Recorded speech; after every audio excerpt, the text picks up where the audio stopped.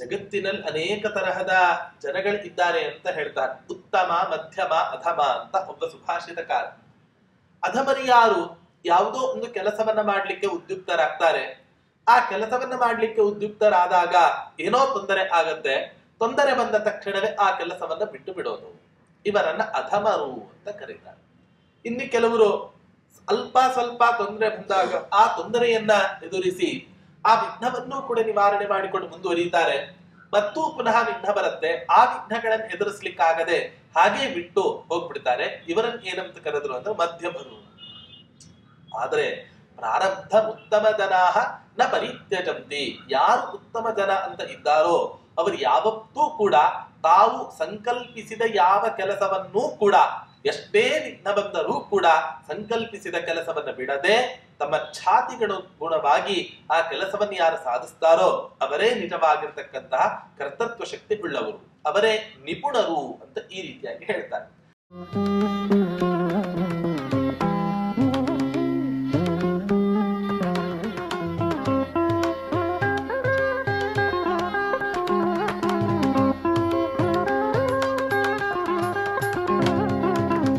ಪೂಜ್ಯಾಯ ರಾಘವೇಂದ್ರಾಯ ಸತ್ಯಧರ್ಮರತಾಯ ಚ ಭಜತಾಂ ಕಲ್ಪವೃಕ್ಷಾಯ ನಮತಾಂ ಕಾಮಧೇನವೇ ಧ್ರುವಾದಿಧ್ವಾಂತರವಯೇ ವೈಷ್ಣವೇಂದೀವರೇಂದವೇ ಶ್ರೀ ರಾಘವೇಂದ್ರ ಗುರವೇ ನಮೋ ಅತ್ಯಂತ ದಯಾನವೇ. ಶ್ರೀ ಗುರುಭ್ಯೋ ನಮಃ. ಹರಿ ಓಂ. ಕಳೆದ ಶ್ಲೋಕದಲ್ಲಿ ಅನೇಕ ಶ್ಲೋಕಗಳಲ್ಲಿ ವೆಂಕಟನಾಥರ ದೇಹದ ಸೌಂದರ್ಯವನ್ನ ವರ್ಣನೆ ಮಾಡಿ ವಿವಾಹಕ್ಕೆ ಯೋಗ್ಯವಾದ ಒಂದು ವಯಸ್ಸನ್ನ ಅವರು ಹೊಂದಿದರು ಅನ್ನೋ ಪ್ರಮೇಯವನ್ನ ನಮಗೆ ಕಳೆದ ಅನೇಕ ಶ್ಲೋಕಗಳಲ್ಲಿ ನಮಗೆ ನಿರೂಪಣೆಯನ್ನ ಮಾಡಿ ತೋರಿಸಿದ್ದಾರೆ. ಈ ಮುಂದಿನ ಶ್ಲೋಕಗಳಲ್ಲಿ ಆ ವೆಂಕಟನಾಥರಿಗೆ ಎಂತಹ ಕನ್ಯೆ ದೊರಕಿದಳು, ಆ ಕನ್ಯೆ ಎಲ್ಲಿಯವಳು ಅನ್ನೋ ಒಂದು ವಿಷಯವನ್ನ ನಮಗೆ ನಿರೂಪಿಸಿಕೊಡ್ತಾ ಇದ್ದಾರೆ.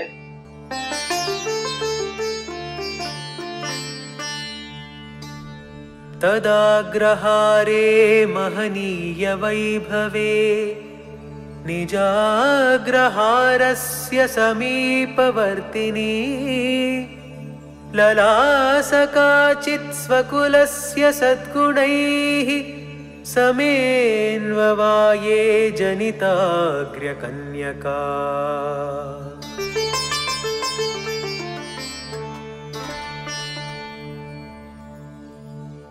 ವೆಂಕಟನಾಥರ ಅಣ್ಣಂದಿರಾದ ಗುರುರಾಜಾಚಾರ್ಯರು ತಮ್ಮ ತಮ್ಮನಿಗೆ ಅನುರೂಪಳಾದ ಒಂದು ಕನ್ಯೆಯನ್ನ ನೋಡಬೇಕು ಅಂತ ಅನ್ವೇಷಣೆಯನ್ನ ಮಾಡಲಿಕ್ಕೆ ಆರಂಭ ಮಾಡ್ತಾರೆ. ಹೀಗೆ ಅನ್ವೇಷಣೆಯನ್ನ ಮಾಡ್ತಾ ಇರತಕ್ಕಂತ ಸಂದರ್ಭದಲ್ಲಿ ಈ ಗುರುರಾಜಾಚಾರ್ಯರು ಅಗ್ರಹಾರದಲ್ಲಿ ಇದ್ರು. ಹಿಂದಿನ ಕಾಲದಲ್ಲಿ ಬ್ರಾಹ್ಮಣರ ಅಗ್ರಹಾರ, ಬ್ರಾಹ್ಮಣರ ಬೀದಿ ಅಂತ ಅನೇಕ ಅಗ್ರಹಾರಗಳು ಹಿಂದಿನ ಕಾಲದಲ್ಲಿ ಇರ್ತಾ ಇದ್ವು. ಈಗಿನ ಕಾಲದಲ್ಲಿ ಅಂತಹ ಅಗ್ರಹಾರಗಳು ಇದ್ದವು ಅಂತ ಭೂತಕಾಲದಲ್ಲಿ ಇದ್ದವು ಅಂತ ಕೇಳ್ತೇವೆ ಹೊರತು ವರ್ತಮಾನ ಕಾಲದಲ್ಲಿ ಬ್ರಾಹ್ಮಣರ ಅಗ್ರಹಾರ ಅನ್ನೋ ಶಬ್ದವೇ ಈಗಿನ ಕಾಲದಲ್ಲಿ ಅದು ಪ್ರಸ್ತುತವೇ ಅಲ್ಲ ಅಂತ ಅನಿಸತ್ತೆ. ಹೀಗೆ ಆ ಬ್ರಾಹ್ಮಣರ ಅತ್ಯಂತ ಉತ್ತಮವಾಗಿರ್ತಕ್ಕಂತಹ ವಿದ್ವಾಂಸರು, ಈ ಎಲ್ಲ ಬ್ರಾಹ್ಮಣ ಶ್ರೇಷ್ಠರು ಇರತಕ್ಕಂತ ಒಂದು ದೊಡ್ಡ ಅಗ್ರಹಾರ ಇತ್ತು. ಆ ಅಗ್ರಹಾರದಲ್ಲಿ ಒಬ್ಬ ಕನ್ಯೆ ಇದ್ದಳು. ಅವಳು ಹೇಗಿದ್ಲು ಅನ್ನೋದಕ್ಕೋಸ್ಕರ ಕವಿಗಳು ಇಲ್ಲಿ ಹೇಳ್ತಾ ಇದ್ದಾರೆ, ಸಮೇ ಸದ್ಗುಣೈಹಿ ಸಮೇ ಸ್ವಕುಲಸ್ಯ ಸಮೇ ಅಂತ ಹೇಳ್ತಾ ಇದ್ದಾರೆ. ಯಾವತ್ತೂ ಕೂಡ ಒಂದು ಕುಲಕ್ಕೆ ಒಬ್ಬ ಕನ್ಯೆಯನ್ನ ನಾವು ತೆಗೆದುಕೊಳ್ತೇವೆ ಅಂತ ಹೇಳಿದರೆ ಆ ಕನ್ಯೆಯ ಕುಲ ಅತ್ಯಂತ ಮಹತ್ವವಾಗಿರುತ್ತೆ. ಮಧ್ವಾಚಾರ್ಯರು ಒಂದು ಮಾತನ್ನ ಹೇಳ್ತಾರೆ, ಕನ್ಯೋದಿತ ಬದಕುಲದ್ವಯ ತಾರಿಣೀತಿ ಜಾಯಾ ಸಖೇತಿ ಅಂತ.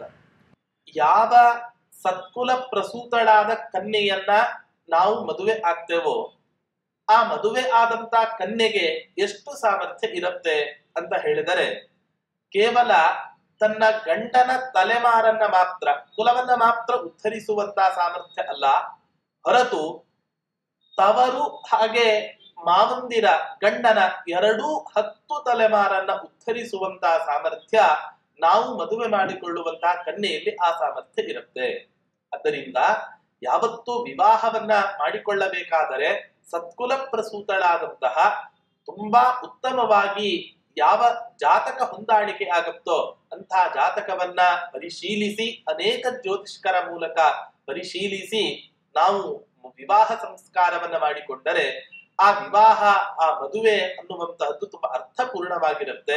ಅಷ್ಟೇ ಅಲ್ಲ, ಮುಂದಿನ ದಿನಮಾನದಲ್ಲಿ ಅವರ ಸಂಸಾರವೂ ಕೂಡ ಸುಗಮವಾಗಿ ಸಾಗಿ ವಸಿಷ್ಠ ಅರುಂಧತಿಯರಂತೆ ಉತ್ತಮವಾದಂತ ಕರ್ದಮ ಪ್ರಜಾಪತಿ, ಕಪಿಲನಾಮಕ ದೇವಹೂತಿ ಕರ್ದಮ ಪ್ರಜಾಪತಿಗಳಂತೆ ಉತ್ತಮವಾದಂತ ಒಂದು ದಾಂಪತ್ಯವನ್ನ ಹೊಂದಲಿಕ್ಕೆ ಸಾಧ್ಯ ಆಗುತ್ತೆ. ಇಲ್ಲದೆ ಹೋದ್ರೆ, ಜಾತಕವೇ ಸರಿ ಇಲ್ಲದೆ ಹೋದ್ರೆ, ಗ್ರಹ ಮೈತ್ರಿ ಗುಣಗಳು ಯಾವುದೂ ಕೂಡ ಸರಿಯಾಗಿ ಕೂಡಿ ಬರದೇ ಇದ್ದ ಸಂದರ್ಭದಲ್ಲಿ ಅಂತ ಅನೇಕ ಮದುವೆಗಳನ್ನ ನಾವು ನೋಡ್ತೇವೆ. ಆ ಮದುವೆಗಳೆಲ್ಲವೂ ಕೂಡ ಒಂದು ಮುರಿದು ಬೀಳ್ತಕ್ಕಂತಹದ್ದು. ಮದುವೆ ಆದರೂ ಕೂಡ ಆ 2 ಸಂಬಂಧಗಳು ಶಾಶ್ವತವಾಗಿ ಇಲ್ಲದೆ ಇರುವಂತಾಗುವಂತಹದ್ದು, ಡಿವೋರ್ಸ್ ಆಗುವಂತಹದ್ದು, ಇಂಥ ಅನೇಕ ಕೆಟ್ಟ ಘಟನೆಗಳಿಗೆ ಅವಕಾಶ ಇರುತ್ತೆ. ಆದ್ದರಿಂದ ಯಾವತ್ತೂ ಕೂಡ ಕನ್ಯೆಯನ್ನ ಮದುವೆ ಆಗಬೇಕಾದರೆ ಉತ್ತಮ ಕುಲದಲ್ಲಿ ಪ್ರಸೂತಳಾದಂತ ಆ ಕನ್ಯೆಯನ್ನು ಹುಡುಕಿ ನಾವು ಮದುವೆ ಆಗಬೇಕು ಅಂತ ಶಾಸ್ತ್ರ ಹೇಳುತ್ತೆ.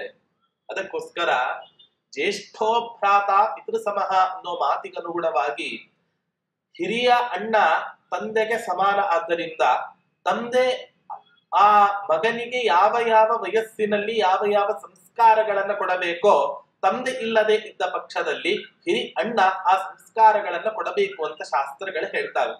ಈ ಕಾರಣದಿಂದ ಈ ಗುರುರಾಜಾಚಾರ್ಯರು ತಮ್ಮದೇ ಒಂದು ಅಗ್ರಹಾರದಲ್ಲಿ ಇರತಕ್ಕಂತಹ ಅತ್ಯಂತ ಉತ್ತಮಳಾದ ಸತ್ಕುಲ ಪ್ರಸೂತಳಾಗಿರತಕ್ಕಂತಹ ಯಾವ ಒಂದು ಕನ್ಯೆ ಇದ್ದಾಳೆ, ಆ ಕನ್ಯೆಯನ್ನ ಆ ಗುರುರಾಜಾಚಾರ್ಯರು ಗಮನಿಸಿದರು ಅಂತ ಈ ರೀತಿಯಾಗಿ ಈ ಶ್ಲೋಕದಲ್ಲಿ ನಿರೂಪಣೆಯನ್ನ ಮಾಡ್ತಾ ಇದ್ದಾರೆ.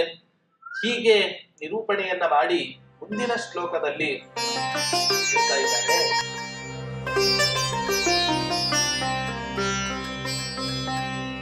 ಸಮುದ್ರಪತ್ನಿ ಭವಿತೇತಿ ಸಾದರಂ ಪ್ರಸಾದ್ಯ ಪಾಣಿಮಸೃಜತ್ ಪಿತೇತಿ ವಾ ಸರೋವರೋ ನಾಭಿರಿವೇತಿ ವಾ ಪುನಃ ಸರಸ್ವತೀತ್ಯೇವ ಜುಹಾವತಾಂ ಜನಃ.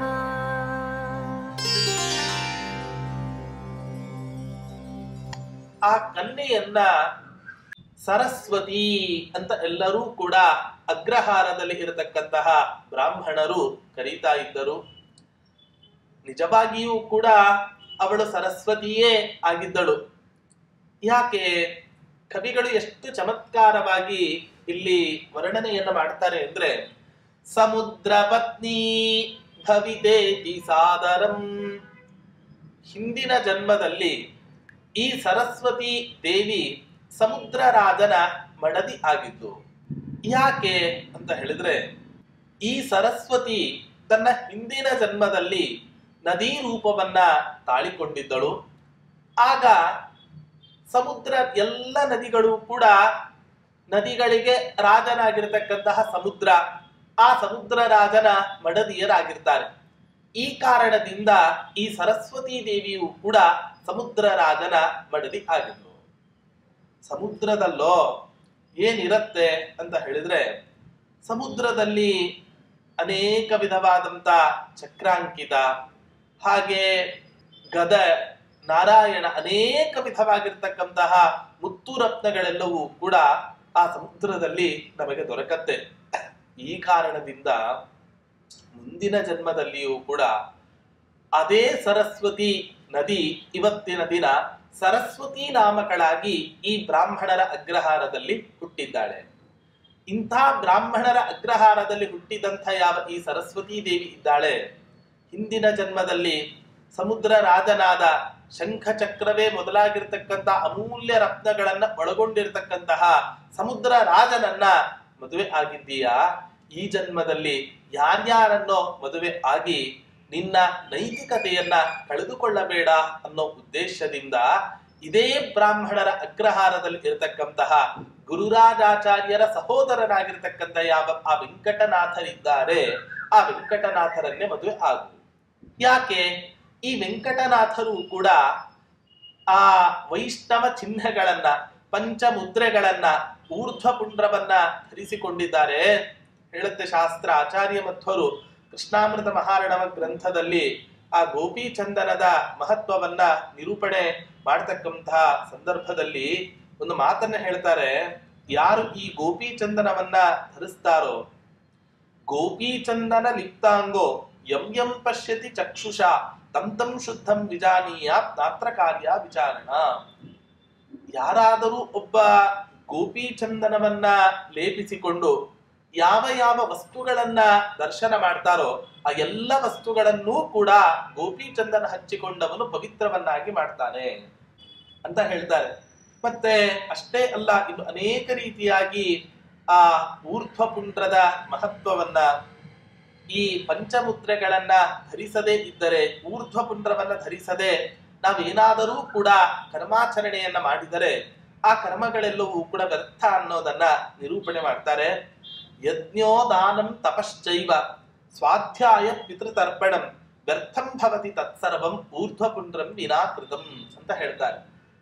ಈ ಸ್ವಾಧ್ಯಾಯ, ಯಜ್ಞ, ದಾನ, ತಪಸ್ಸು, ಹಾಗೆ ಪಿತೃಗಳಿಗೆ ಕೊಡ್ತಕ್ಕಂತಹ ತರ್ಪಣ, ಇಂತಹ ಎಲ್ಲ ಸತ್ಕರ್ಮಗಳನ್ನ ಮಾಡಬೇಕಾದರೆ ಅವಶ್ಯವಾಗಿ ನಾವು ಗೋಪೀಚಂದನದ ಧಾರಣೆಯನ್ನ, ಊರ್ಧ್ವಪುಂಡ್ರ ಧಾರಣೆಯನ್ನ ಮಾಡಿಯೇ ನಾವು ಹಚ್ಚಿಕೊಳ್ಳಬೇಕು. ಹೊರತು ಹಚ್ಚಿಕೊಳ್ಳದೆ ನಾವೇನಾದರೂ ಕೂಡ ಮಾಡಿದರೆ ಆ ಎಲ್ಲ ಕರ್ಮಗಳು ಕೂಡ ವ್ಯರ್ಥ ಆಗತ್ತೆ ಅಂತ ಈ ರೀತಿಯಾಗಿ ಗೋಪೀಚಂದನದ ಒಂದು ಮಹತ್ವವನ್ನ ನಮಗೆ ತಿಳಿಸಿಕೊಡ್ತಾರೆ ಆಚಾರ್ಯರು ಕೃಷ್ಣಾಮೃತ ಮಹಾರಣವ ಗ್ರಂಥದಲ್ಲಿ.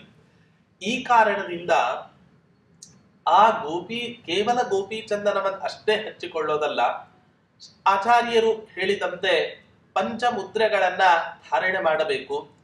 ಚಕ್ರ ಮುದ್ರೆ, ಶಂಖ ಮುದ್ರೆ, ಗದಾಮುದ್ರೆ, ಪದ್ಮಮುದ್ರೆ, ನಾರಾಯಣ ಮುದ್ರೆ, ಓಂ ನಮೋ ನಾರಾಯಣಾಯ ಅಂತ ಬರೆಸಿರ್ತಕ್ಕಂತಹದ್ದೇ ಮುದ್ರೆಯನ್ನ ಇಟ್ಟುಕೊಳ್ಳಬೇಕು. ಹಾಗೆ ಅದರಿಂದ ಸಮುದ್ರದಲ್ಲಿ ಇಂಥ ಎಲ್ಲ ವಸ್ತುಗಳು ಕೂಡ ಸಿಗತ್ತೆ. ಹಾಗಾದ್ರೆ ಈಗ ಮನುಷ್ಯರಾಗಿ ಹುಟ್ಟಿದಂತಹ ಸಂದರ್ಭದಲ್ಲಿ ಯಾರು ಈ ಊರ್ಧ್ವಪುಂಡ್ರವನ್ನ, ಯಾರು ಈ ಗೋಪೀಚಂದನವನ್ನ ಧಾರಣೆ ಮಾಡೋದಿಲ್ವೋ ಅಂಥ ವ್ಯಕ್ತಿಗಳನ್ನ ನೀನು ಮದುವೆ ಆದಿ ಅಂತ ಹೇಳಿದ್ರೆ ನಿನ್ನ ವಿವಾಹವೇ ವ್ಯರ್ಥವಾಗಿ ಹೋಗುತ್ತೆ, ನಿನ್ನ ಜೀವನವೇ ವ್ಯರ್ಥ ಆಗಿ ಹೋಗುತ್ತೆ.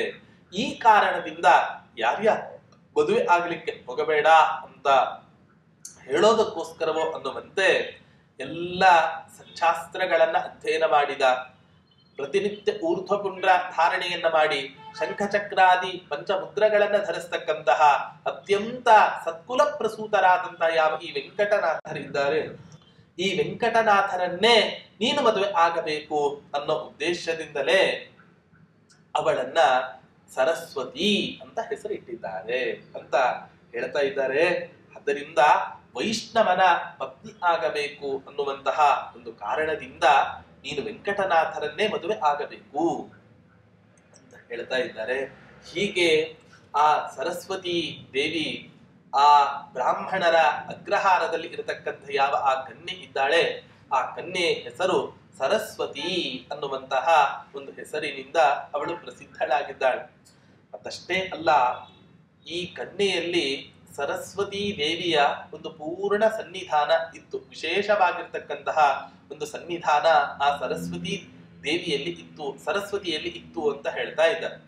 ಆದ್ದರಿಂದಲೇ ಹಾಗಾದ್ರೆ ಸರಸ್ವತಿ ದೇವಿಯ ಸನ್ನಿಧಾನ ಯಾರಲ್ಲಿ ಪೂರ್ಣ ಇರತ್ತೋ ಅವಳು ಯಾರನ್ನ ಮದುವೆ ಆಗಬೇಕು ಅಂತ ಬಿಟ್ರೆ, ಯಾರಲ್ಲಿ ಪೂರ್ಣ ಸರಸ್ವತಿ ಸನ್ನಿಧಾನ ಇರತ್ತೋ ಒಬ್ಬ ವರನಲ್ಲಿ ಅಂಥ ಒಬ್ಬ ಯೋಗ್ಯ ವರನನ್ನೇ ಹುಡುಕಿ ಮದುವೆ ಆಗಬೇಕು. ಹೊರತು ಇವಳಲ್ಲಿ ಪೂರ್ಣ ಸನ್ನಿಧಾನ ಇನ್ನೊಬ್ಬ ಶುದ್ಧ ಶುಂಠನನ್ನ ಮದುವೆ ಆದರೆ ಅದು ನಿಜವಾಗಿಯೂ ಕೂಡ ಅಯೋಗ್ಯವಾಗಿರತಕ್ಕಂತಹ ಮದುವೆ ಆಗುತ್ತೆ. ಆದ್ದರಿಂದ ಹೀಗಾಗಬಾರದು ಅನ್ನುವಂತಹ ಕಾರಣದಿಂದಲೋ ಏನೋ ಅನ್ನುವಂತೆ ಆ ಬ್ರಾಹ್ಮಣರ ಅಗ್ರಹಾರದಲ್ಲಿ ಇರ್ತಕ್ಕಂತಹ ಕನ್ಯೆಗೆ ಸರಸ್ವತಿ ಅಂತ ಅವಳ ಹೆಸರಿತ್ತು ಅನ್ನೋದನ್ನ ವರ್ಣನೆ ಮಾಡ್ತಾ ಇದ್ದಾರೆ. ಹೀಗೆ ವರ್ಣನೆಯನ್ನ ಮಾಡ್ತಾ ಹೇಗಿದ್ದಳು ಆ ಕನ್ಯೆ, ಆ ಕನ್ಯೆಯಲ್ಲಿ ಇರತಕ್ಕಂತಹ ಗುಣಗಳನ್ನ ವರ್ಣನೆ ಮಾಡ್ತಾ ಇದ್ದಾರೆ ಮುಂದಿನ ಶ್ಲೋಕದಲ್ಲಿ.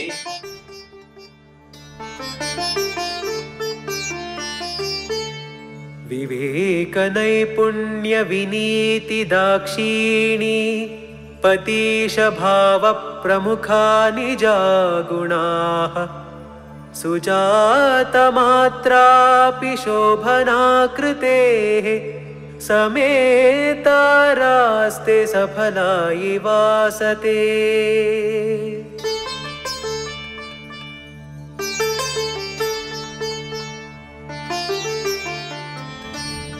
ನೋಡಿ,